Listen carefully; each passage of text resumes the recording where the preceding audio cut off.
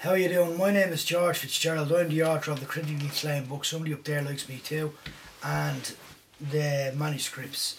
The latest project I'm working on is called The Ticking Clock, which should be released and published within November 2012 approximately. And what I've just done here is just taken a small extract from the book, and I'll explain to you where we go after this, if you bear with me. Thank you very much.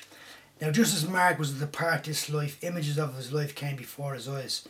The paramedics were on their way, so was flashing sirens. In the city, the body of Larry had crumbled in a doorway. No one stopped except an old lady carrying a ticking clock. The booming beat of Mark's heart had halted. Death had come to him, wrapping itself around him like a blanket. It was then, at that point, the spirit sprang out, only met by a different spirit. He took his hand and something like frogs leapt from his body. The creature was named Greed, Lust and Selfishness. The spirit was transparent, as he was now. On closer observation, he recognised it. It was Harold, his former boss. He wore a coat and shirt and tie. His hair was neatly combed, as it had been in life.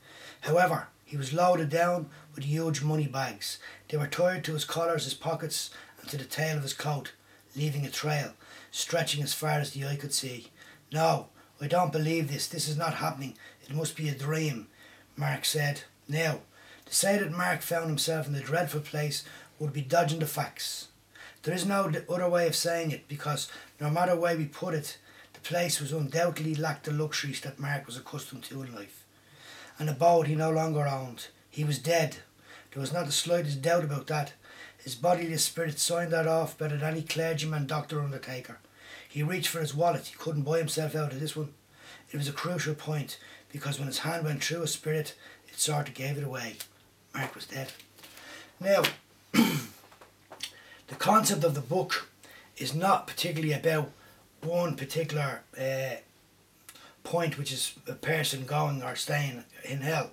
That's not what it's about. It's not Dante's Inferno. The book itself is just basically a basic novel about lives that intertwine. There is gangland figures, underworld, adulterous affairs, murder, and all sorts of carry-on going on as it does in life. And Mark then finds himself leaving this planet and then going into a place called hell. So on this brief introduction video, I will probably in a later stage go into it in more detail. My throat's sort of slightly hoarse at the moment. So at this moment in time, I just want to thank you very much for taking time to look at this book. Thank you. Bye bye bye.